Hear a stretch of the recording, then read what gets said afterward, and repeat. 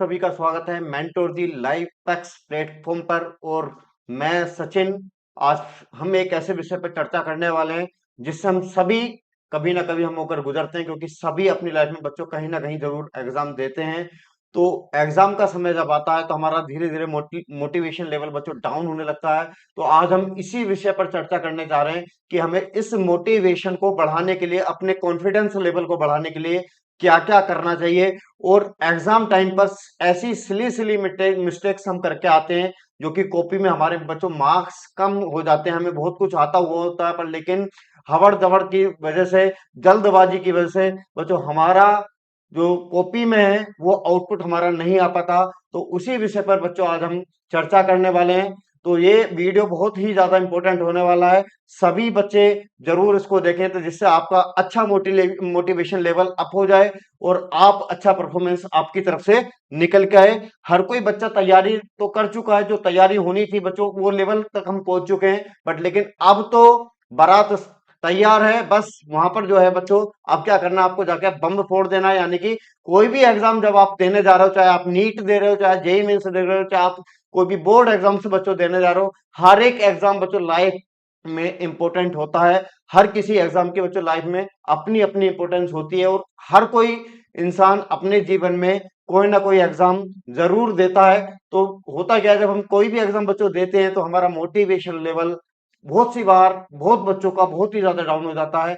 तो बच्चों आज उसी विषय पर आज हम चर्चा करने वाले हैं कि हम अपने मोटिवेशन लेवल को कैसे अप कर रहे हैं, क्या करना चाहिए। सर हमें लास्ट टाइम पर बता दीजिए कि हमारा थोड़ा सा कॉन्फिडेंस लेवल सर बढ़ जाए। बस इतनी सी बात बता दीजिए कि हम बिल्कुल निडर होकर सर पेपर वहां पर दे के आए और हम अपना परफॉर्मेंस बहुत बेस्ट हम जो है वो हमें हमारा आउटपुट मिल जाए। होता क्या बच्चों, बहुत सी बार हमें क्वेश्चंस आते होते हैं, आने के बाद हम क्वेश्चन छोड़ आते हैं या क्वेश्चन हमारे पूरे नहीं हो पाते, कितना आंसर हमें देना था। तो बहुत सारी सिली सिली मिस्टेक्स बच्चों हमारे लाइफ में जितने भी एग्जाम्स होते हैं हम करते आते हैं, पर लेकिन हमें कोई बताने वाला नहीं होता कि हमें क्या करना चाहिए था, कैसे अटेम्प्ट करना चाहिए था पेपर। तो बच्चों चलो आज स्टार्ट करते हैं धमाकेदार इस वीडियो को।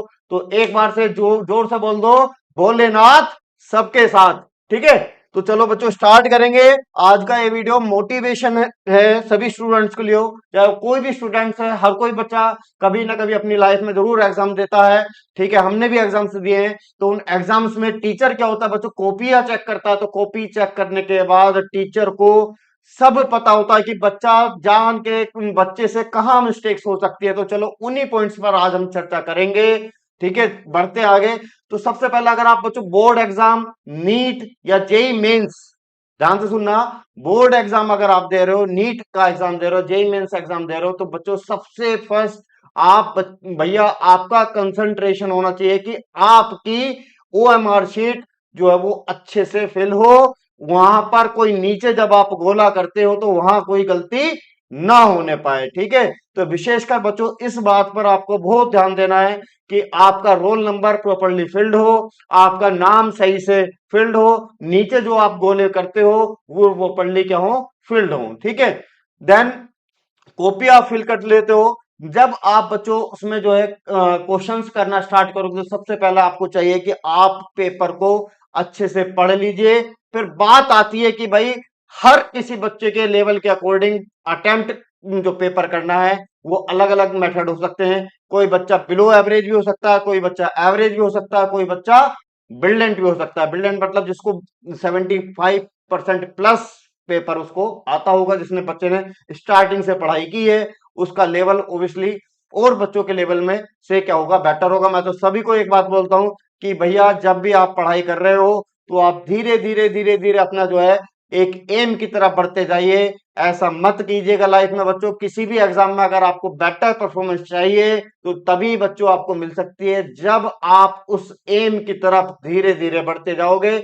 ऐसा ना करिएगा कि आपका बोर्ड का एग्जाम या फिर आपका जेई मेंस नीट का एग्जाम आया या आपने आया एक दो महीने पहले जस्ट पढ़ना स्टार्ट कर दिया, तो बच्चों वहां पर आपका परफॉर्मेंस डाउन हो सकता है, मोटिवेशन लेवल भी डाउन हो सकता है। ठीक है, तो सेकंड पॉइंट भाइयों बच्चों, अगर आप राइटिंग करनी है, आपको लिखना है, जहां एमसीक्यू नहीं है वहां लिखना होता है, तो वहां पर आपकी राइटिंग प्रॉपरली अच्छी हो, ठीक है, और काफी खुला खुला आप कॉपी में लिखिएगा, जिससे कि क्योंकि सामने वाला आपको असेस करेगा, जब उसको आपको लिखा हुआ ही आपके द्वारा जो लिखा हुआ है बच्चों, वो उस टीचर को जब समझ में नहीं आएगा तो आपको कैसे वो असेस करके मार्क्स दे पाएगा। तो मेरा कहना इतना है कि आपकी हैंड राइटिंग अगर अच्छी नहीं भी है तो बस इतना कर लीजिएगा कि खुला खुला लिखें, और जितना क्वेश्चन में पूछा गया बच्चों उतना ही हमें क्या देना है, आंसर वहां पर देना है, ठीक है।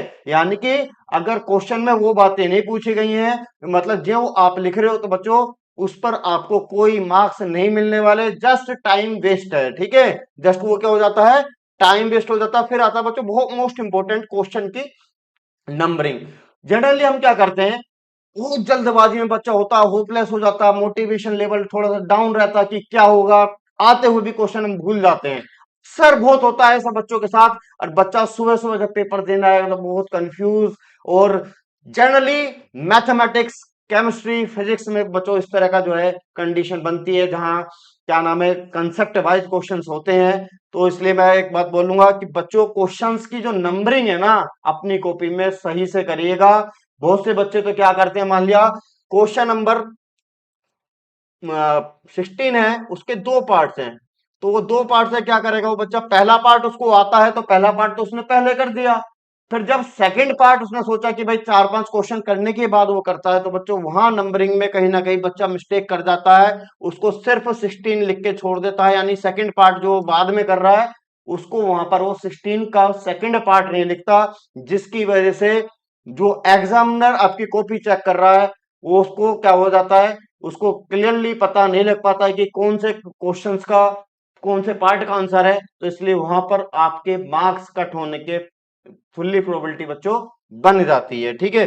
तो एक तो क्वेश्चंस का आप प्रॉपरली उसमें जो है नंबरिंग सही से करेंगे प्रॉपरली। जब आपका एग्जाम है तो भैया नए क्वेश्चंस आप ना पढ़ें या नया टॉपिक ना करें, जो आपको आता है उसी को अच्छे से प्रिपेयर कर लो, क्योंकि भैया नैया तो वहीं से पार लगनी है, ठीक है, नैया तो वहीं से पार लगनी है। ज्यादा पढ़ोगे, ज्यादा खाओगे तो डिस्टरबेंस होने वाला है, और डेफिनेटली क्या है, मोटिवेशन लेवल भी बच्चों आपका तब इसी वजह से डाउन हो जाता है। इसलिए बच्चों जितना पढ़ लिया उतना सफिशिएंट, अब जो होगा देखा जाएगा, ठीक है। तो मैक्सिमम मार्क्स लेने के लिए भैया सीबीएसई बोर्ड एग्जाम अगर आप बात करते हो तो सीबीएसई बोर्ड एग्जाम में केयरफुली, क्योंकि होता क्या है, मैच्योरिटी लेवल बच्चों थोड़ा सा यहाँ बच्चों में कम होता है, जिसकी वजह से गाइडेंस प्रॉपरली जो है बच्चों को दी जाती है। बट लेकिन कहीं भी जब आप इंजीनियरिंग करने जाओगे, एमबीबीएस करने जाओगे, तो बच्चे में मैच्योरिटी लेवल बढ़ जाता है, तो वहां उस लेवल पर जाकर इतनी गलतियां नहीं होती हैं, तो बच्चों का मैच्योरिटी लेवल थोड़ा सा डाउन है, इसलिए यहाँ पर गाइडेंस जरूर बनती है। और गाइडेंस भैया आप सभी को अगर अच्छी लगे तो डेफिनेटली थम्स अप जरूर कर देना, ठीक है।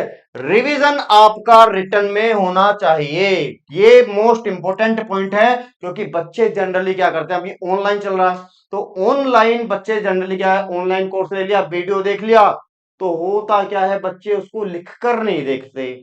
जब बच्चा लिखकर नहीं देखता तो उसका प्रिपरेशन लेवल डेफिनेटली डाउन हो जाता है, मोटिवेशन लेवल वो भी डाउन हो जाता है।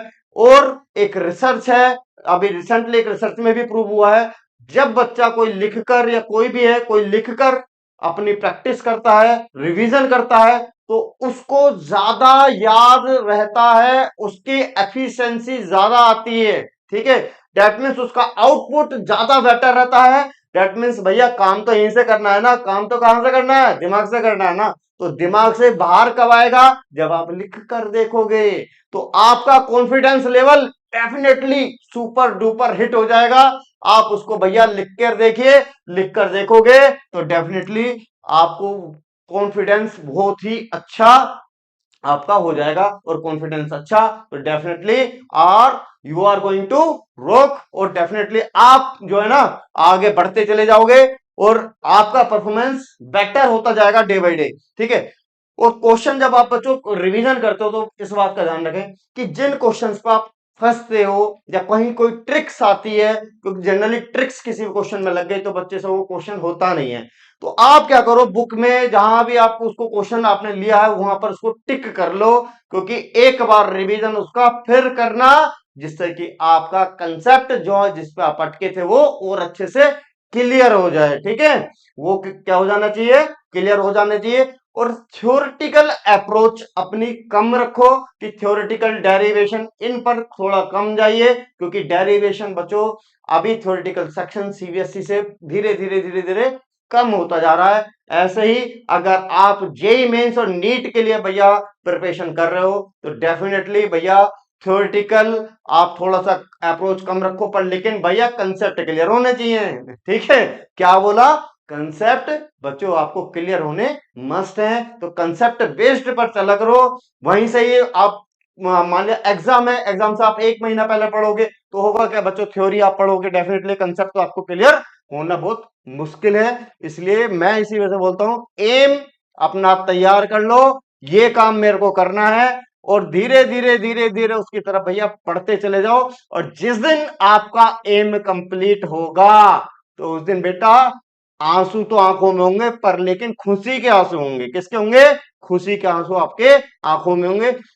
एक तो इंसान जब दुख में रोता है तब आंसू आते हैं, अरे एक आंसू जब आते हैं जब वो अंदर से खुश होता है, डेफिनेटली आपका रोम रोम मन बिल्कुल इतना अच्छा हो जाएगा, आपका मोटिवेशन लेवल इतना हो जाएगा, आप आईएएस आईपीएस कुछ भी हो, आपको कोई एग्जाम हो, आपको कोई भी बच्चों टफ नहीं लगेगा। तो इसलिए मोटिवेशन लेवल तभी बनता है जब हम अपना टारगेट डिसाइड करते हैं, उस टारगेट के अकॉर्डिंग वर्क करना भैया स्टार्ट कर देते हैं। लाइफ में बच्चों डिसिप्लिन मेंटेन होना चाहिए। अगर आपका टाइमिंग प्रॉपर है, डिसाइडेड है टाइमिंग आपके हर चीज की, तो डेफिनेटली आप किसी भी एग्जाम, कोई भी एग्जाम आपसे बड़ा नहीं है, और आप उसको डेफिनेटली क्लियर कर दोगे। देखो होता क्या जनरली, हम बहुत से बच्चे क्या होते हैं, केयरलेस होते हैं। दिमाग तो सब में होता है भाई, जो बच्चा 60-70 पर पहुंच रहा है, 60-70 पे आ रहा है, 60-70% पे पहुंच रहा है, उसमें है क्या भाई, केयरलेसनेस ही तो है। अरे रात में नींद आ रही यार, रखो किताब सुबह पढ़ लूंगा भाई। केमिस्ट्री पढ़ने लगे और रिएक्शन, अरे यार नींद आने लगी, केमिस्ट्री पढ़ोगे तो डेफिनेटली आपको रात में रुलाएगी और सुलाएगी, रुलाएगी भी और सुलाएगी। रुलाएगी कब, सुबह जब उठोगे भाई यार मेरे तो कुछ तैयार नहीं हुआ, और सुलाएगी तो रिएक्शन, आपको जब आप रिएक्शन को याद करोगे, रात को पढ़ोगे सुबह को साफ। ठीक है, तो इसलिए केमिस्ट्री का सब्जेक्ट बच्चों दिन में उठाइएगा, ज्यादा बेटर रहता है, और धीरे धीरे अपना जो टारगेट डिसाइड करके आगे बढ़ते चलिएगा। देन एक नारा मेरा हमेशा रहता है, हम में है दम और हम नहीं है किसी से कम। एक बार बोल दो, हम में है दम, हम नहीं है किसी से कम, और आप वाकई में किसी से कम नहीं हो। अगर आपका दृढ़ संकल्प अच्छा है, आपका कॉन्फिडेंस लेवल अच्छा है, तो बच्चों आप कोई सा भी एग्जाम क्लियर कर सकते हो। ठीक है, कोई सा भी एग्जाम आपसे बड़ा नहीं है, इसलिए ये बात मेरी ध्यान रखिए। ठीक है, और बच्चों एक आदत, बच्चों को बहुत बड़ा कंफ्यूजन होता है कि बहुत बच्चे क्या होते हैं, सोचते हैं कि हम सुबह को सुबह ही सुबह अर्ली मॉर्निंग उठ के पढ़ेंगे। बहुत बच्चे क्या होते हैं लेट नाइट पढ़ते हैं। तो बच्चों इसमें अपना अपना व्यूज हो सकता है। देखो मैं इस बारे में अपनी जो राय देना चाहूंगा वो यही देना चाहूंगा कि जो बच्चे सोचते हैं कि मैं सुबह उठ के पढ़ लूंगा अब सो जाऊं, तो भाई कल कभी नहीं आती। बस एक बात दिमाग में डाल लो, जो करना है अभी करना है, कल कुछ नहीं होगा, जो होगा वो अभी होगा। इसलिए भैया मेरा तो एक नारा कि भैया रात में पढ़ना है, सुबह को कुछ नहीं होने वाला है, क्योंकि सुबह को बेटा नींद नींद आपको सोने नहीं देगी। अलार्म बजेगा, टिक उसको मारोगे और सो जाओगे, 5 मिनट और सो जाऊं तो बस सुबह को और 5 मिनट बाद उठ के मैं पढ़ लूंगा। तो भैया आपकी 5 मिनट बाल को, आपकी 5 मिनट पूरी होने वाली नहीं है। तो इसलिए आप ये डिसाइड कर लो अपनी लाइफ में, जो करना है अभी करना है, कल कभी नहीं आएगा। हमारे सर ने बताया था, बिल्कुल दिमाग में पकड़ के बैठ जाओ, और बिल्कुल 100 रुपए की बात है। ठीक है, आगे चलते हैं। सभी क्वेश्चन जब भी आप कोई एग्जाम कर रहे हो, ठीक है, किसी भी एग्जाम में आप जाते हो, तो भैया कोशिश कीजिएगा कि सबसे पहले तो जो आपको आता है ना वो क्वेश्चन अटेम्प्ट कीजिए। और डेफिनेटली एक अपना जो है ना टारगेट ऐसा ऐसा बनाइए कि मैं मैक्सिमम से मैक्सिमम क्वेश्चन पेपर में करके आऊं, और हो सके तो मैक्सिमम क्वेश्चन यानी कि आप अटेम्प्ट कीजिए। अगर मान लिया कहीं नेगेटिव मार्किंग है तो बच्चों वहां पर सबसे पहले आपको टारगेट करना है कि आपका टारगेट होना चाहिए जो आपको आता है वो क्वेश्चन आपको कर लीजिए। अगर आप किसी क्वेश्चन पर स्टक होते हो तो भैया उसको वहीं छोड़ दो और आगे बढ़ जाओ। रफ वर्क के लिए अगर कॉपी में आपको रफ वर्क करना है तो उसके लिए सेपरेट पेज रखिएगा। कहीं ऐसा ना हो कि आपने मेन क्वेश्चन भी उसी में कर लिया और रफ वर्क भी उसी में कर दिया, ठीक है। देन बच्चों टाइम मैनेजमेंट, मैंने आपको कहा था कि टाइम मैनेजमेंट आपका लाइफ में देखो प्रॉपर होना चाहिए। अगर आपके पास आप किसी को अपना टाइम एक्स्ट्रा ऐसे देते हो, देखो होता क्या है, टाइम ही पावर है आज की डेट में और टाइम ही मनी है, ठीक है। टाइम ही पावर है, टाइम ही मनी है, time is the power and time is the money. क्योंकि बच्चों कहीं भी आप नौकरी करोगे यार, तुम्हारा क्या तुम्हारा जो है दूसरा वाला बंदा, आपका बॉस आपका टाइम ही तो खरीदता है। वो कहेगा भैया 9 से 5 बजे तक तेरे को मेरे यहाँ नौकरी करनी है, तेरे को मैंने हायर कर लिया। तो उसने क्या करा बच्चों, आपका टाइम खरीद लिया। 9 से 5 तक आप उसके नौकर हो गए और 9 से 5 तक आपको वहां वर्क करना है। इसलिए मैंने कहा time is the money and time is the power. ये 2023-24 वापस लौट के नहीं आएगा, ठीक है। तो गुजरा हुआ कल वापस नहीं आने वाला। तो कर दो एक बार, इसी बार कर दो भोलेनाथ सबके साथ। देन सेल्फ मोटिवेशन, भैया अपने से बात करते रहिए और ध्यान रखिएगा कि क्या मैं जो कर रहा हूं सही है गलत है। बताने के लिए बहुत लोग आते हैं पर लेकिन कोई मोटिवेट करने के लिए तो नहीं आता ना। तो मैं आज हूं आपके साथ और हमेशा ऐसे ही बना रहूंगा और आप मेरे साथ बस थोड़ा सा प्यार देते हुए आगे कंटिन्यू करते रहिए। और मेरी यही इच्छा है कि आप भाई अपनी लाइफ में डीमोटिवेट ना हो, सक्सेसफुल एक इंसान बन जाए। तो सेल्फ मोटिवेशन में मेरा सिर्फ इतना से कहना है बच्चों, अपने से जरूर बात कर लिया करो कि मैं कर क्या रहा हूं, क्या जो मैं स्टेप उठा रहा हूं वो सही है। लाइफ में डिसीजन कई सारे लेने होते हैं और यही डिसीजन हमको आगे भी ले जाते हैं, यही डिसीजन हमको पीछे भी लेके जाते हैं। 10th के बाद जब आप 11th में पहुंचे होगे तो पहला डिसीजन लिया होगा कि मेरे को साइंस साइड में जाना है, आर्ट साइड में जाना है, कॉमर्स में जाना है। पहला डिसीजन लाइफ का स्टार्ट हुआ यहां से। आफ्टर 12th आपको फिर डिसाइड करना होगा मेरे को कहां एडमिशन लेना है। और ये डिसीजन आपका बच्चों हो जाना चाहिए था जब आपने क्लास 11th में एडमिशन लिया था। जब आपने क्लास 11th में एडमिशन लिया था वहां आपका ये डिसीजन हो जाना चाहिए था।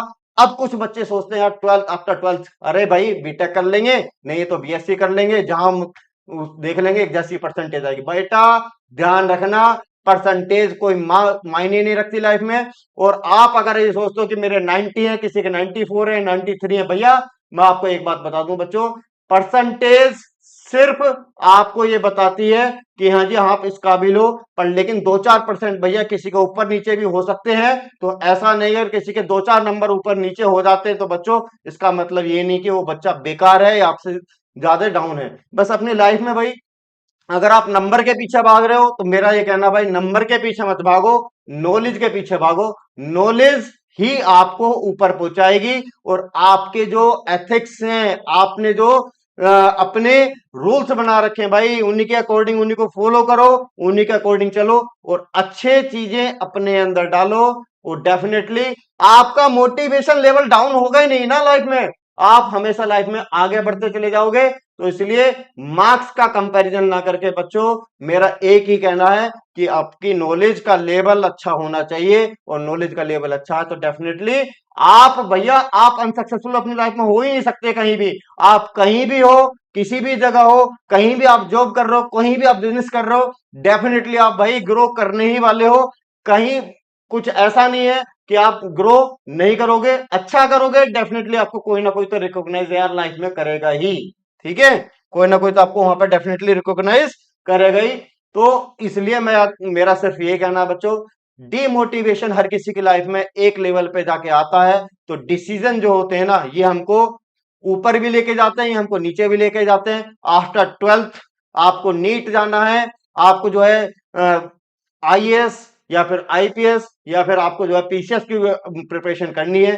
तो बच्चों एक यहां से आफ्टर 12th कि हमें करना क्या है, कहां जाना है, ये भी एक लाइफ का डिसाइडिंग फैक्टर होता है। तो भैया लाइफ में बच्चों कई सारे ऐसे डिसीजंस होते हैं जो हमारी लाइफ को डिसाइड करती है कि हमें आगे वो डिसीजंस कहां लेके जाएंगे। तो बच्चों इसीलिए एक बार थम्स अप कर दो और बोलो हम में है दम, हम नहीं है किसी से कम। जय हिंद।